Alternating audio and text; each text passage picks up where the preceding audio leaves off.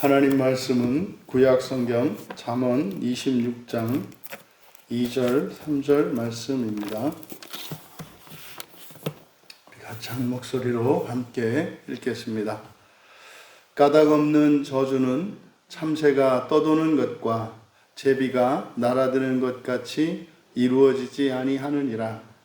말에게는 채찍이요 나귀에게는 재갈이요 미련한 자의 등에는 막대기니라. 아멘. 까닭 없는 저주는 없다라는 제목으로 말씀의 은혜를 나누고자 합니다. 오늘 본문의 주제는 저주입니다. 그래서 오늘을 살고 있는 우리들이나 과거나 또 사람들이 아마 이 세상을 살아가는 동안에 가장 사람을 두렵게 하고 불안하게 하는 그 주제가 저주일 것입니다. 그래서 이 저주라는 말은 누군가를 향해서 이렇게 악담을 퍼붓거나 또 불행을 빌며 이렇게 저주하는 이런 것들을 가리키는 것이 아닙니다. 성경에서 이 저주는 우리의 일상에서 이루어지는 사람들에 의해서 이루어지는 그 저주를 가리키는 것이 아니라 이 저주에 대해서는 분명한 가르침을 주시는데 이 저주는 하나님의 사랑과 그리고 하나님의 공의 그리고 하나님의 주권과 깊은 관련이 있는 말입니다. 그래서 우리가 성경에서 가르쳐주는 바 저주가 무엇인지 또 이 하나님의 구속사 안에서 어떻게 이해되어야 하는 것인가를 분명히 깨닫게 됨으로써 바로 이 저주로 인해서 이 세상을 살아가는 동안 불안해하거나 두려워하지 않고 또 이 저주의 유익을 누릴 수 있는 이 시간이 되기를 간절히 바랍니다. 1절에서 까닭 없는 저주가 이루어지지 않는다. 참새가 떠도는 것, 제비가 날아드는 것 같이 이루어지지 않는다. 지금 2절에 있는 내용은 참새도 떠돌 때는 이유가 있고 제비도 날아갈 때는 이유가 있다는 겁니다. 까닭이 있다는 겁니다. 그래서 저주라고 하는 것이 이루어질 때는 분명한 이유가 있다는 겁니다. 그래서 아무 이유도 없이 누군가의 저주에 의해서 또 누군가의 악담에 의해서 그런 일이 일어나느냐. 사실상 그 까닭이 우리들은 이런 사람들의 평판이나 사람의 악담이라고 생각합니다만 성경은 그렇게 이야기하고 있지 않습니다. 하늘을 날아가는 새가 사람들의 말에 따릅니까? 그렇지 않지 않습니까? 그런 것처럼 이 저주라는 것도 이것은 하나님의 공의와 상관없이, 다시 말해 하나님의 뜻과 상관없이 이루어지는 저주는 없다는 의미입니다. 그러면 이 저주는 뭐냐? 이제 3절에서 말에게 채찍과 같고 나귀에게 재갈과 같고 미련한 자의 등에는 막대기다. 그러니까 지금 3절에서 밝히고자 하는 것은 이 저주라고 하는 것은 미련한 자를 고치기 위한 막대기, 회초리라는 뜻이죠. 등에 내리는 막대기니 매입니다. 그러니까 이 저주라고 하는 이것은 미련한 자를 깨우쳐서 지혜롭게 하시기 위한 하나님의 사랑과 공의라고 하는 것을 가르쳐 줍니다. 그러면 이 저주가 성경적으로 어떤 개념이 있는가, 어떤 뜻인가를 우리가 살펴볼 필요가 있는데, 먼저 이 저주라고 한 이 케라라라고 하는 이것의 이제 성경적 개념을 보면은 이게 맨 처음에 이 저주에 대한 이야기가 나오는 것이 창세기 3장 14절입니다. 창세기 3장은 아담과 하와의 불순종 사건, 보통 우리가 타락이라고 이야기를 하는데 정확하게는 불순종이라고 하는 것이 맞습니다. 불순종이죠. 아담과 하와의 불순종으로 인해서 시작된 것이 바로 저주입니다. 그래서 아담이 이렇게 불순종함으로 인해서 사실상 하나님이 예고하셨던 그 죽음이 임하게 된 것, 이것이 저주입니다. 그러니까 저주하는 그 말로 인해서 어떤 나쁜 결과가 생기는 것이 아니라 성경에서는 바로 이 저주라고 하는 것은 사망의 말로서 불순종의 결과가 그 피조세계와 또 그 세계에 속한 모든 것에 악한 영향을 미치는 말이라고 가르쳐 줍니다. 실제로 창세기 3장 17절에서 19절에 걸쳐 보면은 불순종한 것은 아담과 하와인데 그것으로 인한 저주는 창조세계 전체에 미칩니다. 그래서 저주는 개인적이기만 한 것이거나 또 사람에게만 해당되는 것이 아니라 창조세계 전체와 그 안에 있는 모든 피조물들에게 영향을 미친다는 것입니다. 그러면 이 저주라고 하는 것은 사실상 성경에서 축복과 반대되는 말입니다. 축복과 저주. 신명기 28장에서 이제 명백하게 이 축복과 저주가 구분이 되고 있습니다. 그래서 순종에 대해서는 축복이 예정되어 있고 불순종에 대해서는 저주가 예정되어 있습니다. 흔히 말하는 이중 예정이라고 하는 것이 바로 이 축복과 저주를 가리킵니다. 그래서 이 축복과 저주에 대한 예정은 하나님께서 어떤 사람에게는 저주를 내리기로 정하셨고 어떤 이들에게는 복을 주시기로 정하셨다라고 하는 매우 잘못된 예정론적 사고는 성경적이지 않습니다. 에덴 동산에 선과 악의 지식을 알게 하는 나무를 두었을 때 아담과 하와가 반드시 그것을 따먹을 운명은 아니었다는 겁니다. 그렇다면 하나님께서 벌을 주시는 것은 부당하죠. 그래서 이 저주라고 하는 말은 축복과 반대되는 말인데 이것은 순종과 불순종에 대하여 예정되어 있는 것, 이게 축복과 저주다.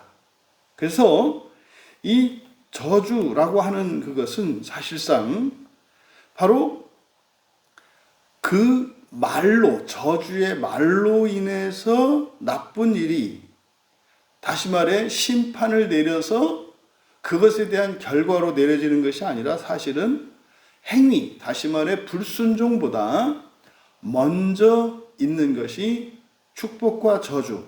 축복도 마찬가지고 저주도 마찬가지입니다. 그래서 우리들이 이 세상을 살아갈 때 미래에 대해서 염려할 필요가 없는 거예요.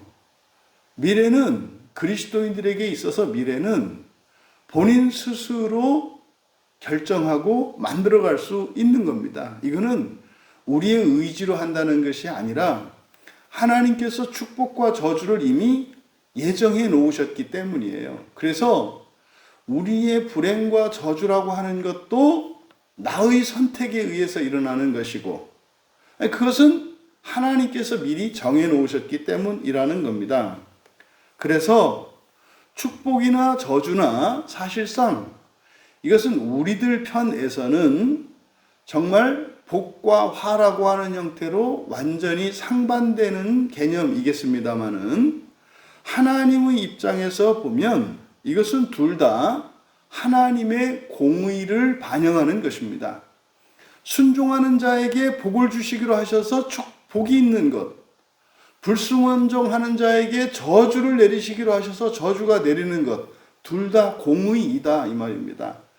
그러니까 공의라고 하는 것은 하나님의 말씀이 어긋나지 않고 그대로 이루어지는 것입니다. 이게 공의죠. 그런데 이것은 단순히 하나님의 공의가 아니라 그 공의는 사랑의 공의입니다.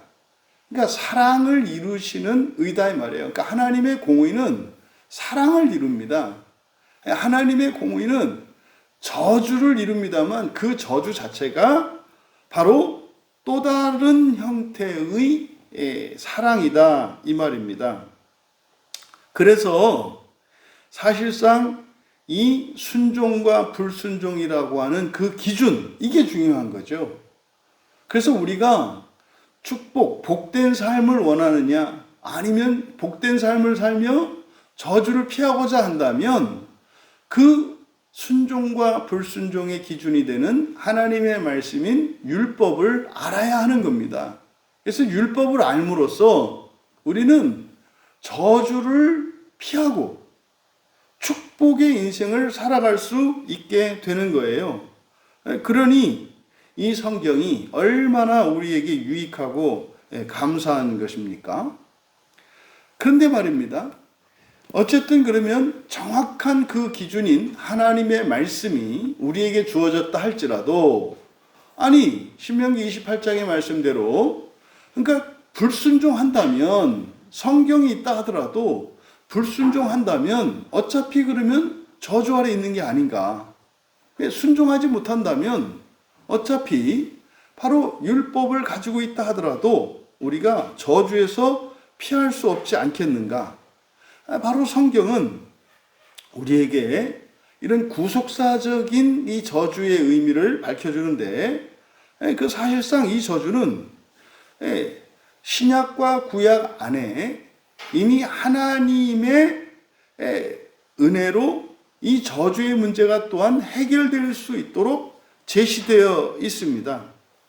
그러니까 여러분, 저주라고 하는 것은 결국 율법이나 복음을 거부하거나 부정했을 때, 또 불순종했을 때 약속된 하나님의 공의입니다.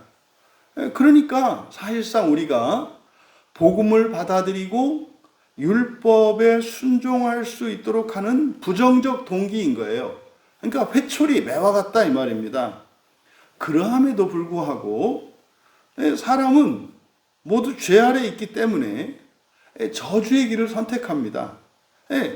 하지만 하나님은 그런 사람조차 버리지 않으시고 저주를 해결하시는 그 하나님의 구속 계획이 바로 복음 안에 내포되어 있습니다. 그러니까 신약 성경을 통해서 복음의 빛이 드러나는데, 그러면 신약 성경을 통해서 우리가 깨닫게 된 그 복음의 진리로 구약 성경을 들여다보면 바로 순종에 대해서 축복이, 불순종에 대해서 저주가 예정되어 있지만 불순종했을 경우라도 저주를 피할 수 있는 길이 제시되어 있다는 겁니다. 그게 뭐냐면 출애굽기 25장 17절에서 22절에 걸쳐 맨 처음 등장하는 속죄소입니다. 이 속죄소라고 하는 것은 바로 여호와의 언약궤, 법궤라고도 일컬어지는 그 법궤 위의 뚜껑이죠. 보통 거기를 이제 시은소라고 이야기를 합니다만, 이제 시은소라고 하는 말은 성경적인 용어는 아니고, 성경적인 용어는 속죄소입니다. 속죄소. 이게 키포레트라고 하는 히브리어인데요. 이 키포레트, 이 속죄소라고 하는 이것은 제사장뿐만 아니라 모든 백성들의 죄를 속죄하기 위해서 만들어 주신 것입니다. 그러니까 출애굽기 25장 17절에서 22절에 걸쳐서 속죄소를 만들 것을 명령하시고, 또 거기에 약속이 주어지는데, 그 속죄소에 여호와께서 나타나실 것, 현현이죠. 나타나실 것과 그리고 계시에 대한 약속이 있습니다. 이 계시는 뭐겠습니까? 순종할 수 있는 계시죠. 그러니까 복을 받을 수 있는 계시란 말이에요. 그러니까 이 속죄소의 계시는 사실상 장차 사람으로 나타나실 하나님이신 예수 그리스도에 대한 예표입니다. 이거를 로마서 3장 25절과 25절, 26절에 걸쳐서 바로 예수 그리스도가 속죄소인 것을 나타냅니다. 로마서 3장 25절은 우리말 성경에는 이렇게 되어 있습니다. 이 예수를 하나님이 그의 피로써 믿음으로 말미암는 화목제물로 세우셨으니, 이건 이제 로마서 강의할 때 우리가 이제 한번 살폈던 내용입니다. 이 화목제물로 번역된 이것은 잘못 번역된 거예요. 이게 속죄소거든요. 그러니까 로마서 3장 25절에 예수를 속죄로 세우셨다 이렇게 말씀합니다. 그리고 그 목적 26절에서 예수를 믿는 자를 의롭게 하려 하심이라 그래요. 그러니까 바로 이 구약의 속죄소 그리고 신약의 예수 그리스도의 십자가, 이것은 바로 불순종한 죄인들, 불순종할 수밖에 없는 죄인들을 구속하시는 하나님의 은혜의 방편인 것을 가르쳐 줍니다. 그러니까 결국 순종하는 자에게 축복을 통하여 부활의 길로 인도하시고, 불순종하는 자들은 저주를 통해서 부활로 인도하시는데 그 저주조차 피할 길을 마련해 주셨다는 거예요. 그것이 바로 예수 그리스도의 십자가와 그것에 대한 예표인 지성소 안에 있는 그 법계 위 뚜껑이 되는 속죄소를 통해서 나타내고 있다는 겁니다. 그러면 이제 이 저주라고 하는 것은 저주에서 축복으로 전환이 가능하다는 사실을 우리가 알 수 있습니다. 그것은 한마디로 회개입니다. 회개. 그러니까 에스겔 18장 30절에서 돌이켜 회개하고 모든 죄에서 떠나라. 그러한즉 그것이 너희에게 죄악의 걸림돌이 되지 않을 것이다. 이 죄악의 걸림돌이 의미하는 게 뭐겠습니까? 저주예요, 저주. 그러니까 바로 구약의 속죄소, 신약의 예수 그리스도의 십자가로 말미암아서 예수님을 믿고 회개하는 자들에게는 저주가 사라진다는 겁니다. 그래서 예수님께서 맨 처음에 공생의 사역을 시작하셨을 때 하셨던 말씀이 뭡니까? 하나님 나라가 가까웠으니 회개하고 복음을 믿으라 라는 말씀이에요. 여러분, 바로 예수 그리스도는 우리의 현재의 인생 가운데에서도 저주를 피할 수 있게 해주셨습니다. 이것은 죽음 이후의 종말론적인 저주는 지옥을 말합니다. 그러니까 우리가 예수 그리스도를 믿고 하나님의 말씀을 지키며 살고자 노력할 때 우리의 능력 없음으로 인하여, 연약함과 죄성으로 인하여 온전히 순종하지 못할 때 회개함으로 우리 현재의 삶과 죽음 이후의 삶의 모든 저주를 복으로 바꿀 수 있다는 겁니다. 그래서 로마서 8장 1절에서 바울 사도는 그리스도 예수 안에 있는 자에게는 결코 정죄함이 없다 그래요. 이 정죄함의 결과는 뭐겠습니까? 저주입니다. 저주가 없다는 거예요. 여러분, 그리스도 안에 있는 성도들이 하나님의 말씀을 진리로 믿고 순종하기로 마음 먹고 그렇게 살기를 좋아하며 그렇게 살고자 한다면 실패했을지라도 즉시 회개함으로 인생과 내세의 모든 저주를 축복으로 바꿀 수 있다고 하는 사실을 기억하시기 바랍니다. 오늘 이 말씀을 통해서 이 시대를 살아가는 우리 그리스도인들에게 주시는 교훈이 뭡니까? 저주를 두려워하지 말라는 거예요. 여러분, 사람들로 인해서 어떤 저주를 받아도 여러분, 그것은 그 저주가 이루어지는 어떤 힘이나 원인이 되지 않습니다. 저주가 이루어지는 것은 뭐라고요? 불순종이란 말이에요. 그리고 복음을 받아들이지 않는 거란 말이에요. 그러면 우리가 두려워해야 할 것은 무엇입니까? 하나님의 말씀과 복음을 받아들이지 않는 거예요. 그리고 그것을 순종할 생각조차 하지 않는 겁니다. 이것을 두려워해야지. 그러니 총과 칼이 여러분에게 저주가 될 수 없고 온갖 악당과 악평이 여러분 인생에 어떤 불행의 이유가 되지 않는다는 사실, 이것을 기억하셔라. 그렇게 하려면 하나님의 주권과 약속을 신뢰하셔야 합니다. 여러분, 하나님은 창조주 하나님이시고 하나님의 약속을 이렇게 시관하시는 분이 아니십니다. 여러분, 예수 그리스도 안에 살아가기 때문에 하나님의 말씀 이외에 다른 무엇도 우리가 두려워할 필요 없다고 하는 사실. 오히려 우리가 두려워해야 하는 것은 내가 두려워해야 할 하나님의 말씀이 없는 겁니다. 오늘날 그리스도인들이 정말 두려운 것은 두려워할 말씀이 없어요.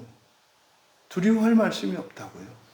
자기의 생각대로 살아가느라 하루하루의 삶 속에 내가 두려워해야 하는 말씀을 가지지 못하는 겁니다.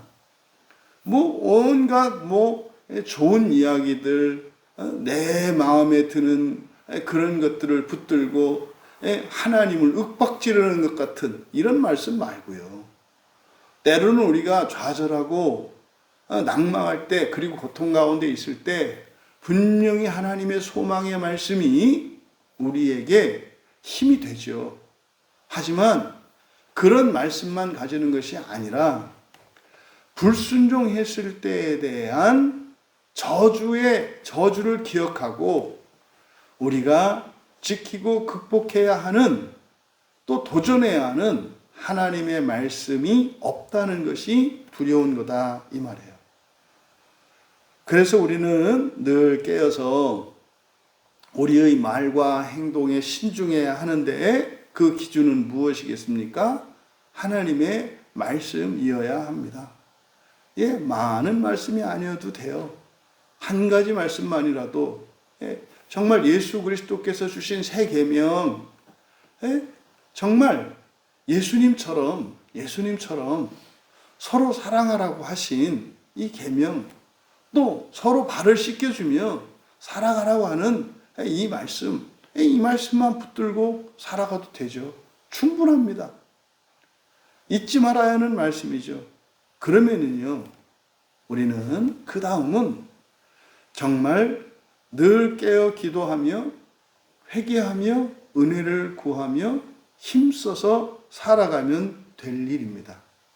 그러면 여러분, 그리스도 안에서 자유로울 수 있습니다. 자유로울 수 있습니다. 그러니까 이런저런 생각을 할 필요가 없다, 이 말입니다. 바로 그것을 위해서 예수 그리스도께서 당신의 피를 속죄소에 바르신 거예요. 구약에서 속죄소에서 죄를 사함받으려면 황소의 피를 바르고 염소의 피를 바르고 뿌려야 합니다. 근데 그것은 1년에 한 번 드려진다고요. 1년에 한 번. 그래서 매년마다 갱신되어지는 겁니다. 그런데 예수 그리스도께서 우리를 위하여 십자가에서 흘려주신 그 피, 그것은 생명을 의미하는데 그것은 하나님의 생명이기 때문에 무한 속죄가 됩니다. 무한 속죄가. 중요한 것은 그 그리스도의 무한 속죄의 은혜를 입으려면 여러분들이 믿고 주님 앞으로 나아가고 그 말씀대로 살고자 해야 됩니다. 속죄는요, 단지 속죄가 아니라 저주를 면케하여 주신 것은 다시는 저주의 삶, 다시 말해 불순종하지 않고 축복의 삶, 순종의 삶으로 살아가기 위하여 대속해 주시는 것입니다. 속죄받았는데, 다시 말해 이제 저주가 사라졌는데 축복을 향하여 살지 않는다면, 다시 말해 순종하기 위해 살지 않는다면 그 속죄가 무슨 의미가 되겠습니까? 여러분, 결론적으로 저주는요, 미련한 자를 영광에 이르게 하시려는 하나님의 사랑과 공의와 주권의 증거라는 겁니다. 우리가 죄 가운데 있고 부활과 하나님 나라 소망을 잃어버리고 세속적으로 육체적으로 살아가는데 저주가 없다고요? 그게 두려운 겁니다. 오히려 그게 두려운 겁니다. 여러분, 하나님께서 사랑하시는 여러분이시지 않습니까? 까닭 없는 저주는 없다. 근데 이때 까닭은 무엇입니까? 내가 하나님의 율법과 하나님의 계명과 하나님의 복음을 잊어버렸기 때문입니다. 우리가 하나님의 말씀을 잊어버렸다는 것은 부활의 소망을 잃어버린 것이고 하나님 나라 소망을 잃어버린 것이며 지옥의 말로 다 할 수 없는 그 고통을 두려워하지 않는 딱딱하게 굳은 마음이 되어버렸다는 증거입니다. 여러분, 이 저주의 말씀을 통해서 우리의 영광, 부활이죠. 그 부활이 하나님 손에 있음을 확신하게 합니다. 저주는 우리를 두렵게 하고 하나님으로부터 멀어지게 하는 것이 아니라 절대적으로 하나님의 백성 모두를 하나님의 영광에 이르시게 하는 주권이 하나님께 있음으로 해서 그 부활에 대하여 의심하거나 불안하지 않게 합니다. 또 한편으로는 그것이 우리로 하여금 더욱 적극적으로 부활의 삶을 살아가도록 동기를 부여합니다. 이것이 바로 우리 주 예수 그리스도를 통해서 저주조차도 축복으로 바꾸어 주신 것입니다. 여러분, 부활과 그 하나님 나라를 소망하는 삶으로 예수 그리스도를 의지하여 모든 저주의 두려움에서 벗어나 미련함을 벗고 지혜롭게 살아가기를 주님의 이름으로 축원합니다. 존귀하신 하나님, 분명히 성경을 통해 축복과 저주를 예비하셨지만 정녕 하나님께서 기뻐하시는 것은 축복인 줄 믿습니다. 그러하시기에 이미 성막을 지을 때 지성소 안에 속죄소를 두셨고 그것을 통하여 사람으로 오셔서 모든 인류의 죄를 속죄하여 주실 예수 그리스도를 예표한 것임을 믿습니다. 예수 그리스도 이후를 살아가는 저희들 어떠한 종류의 저주도 두려워하지 않게 하시고 또한 저주를 받지 않으며 축복의 삶을 살아갈 수 있도록 결단하게 하시고 또 결단하는 자들에게 은혜를 더하여 주시기를 간절히 원하오며 예수님의 이름으로 기도하옵나이다.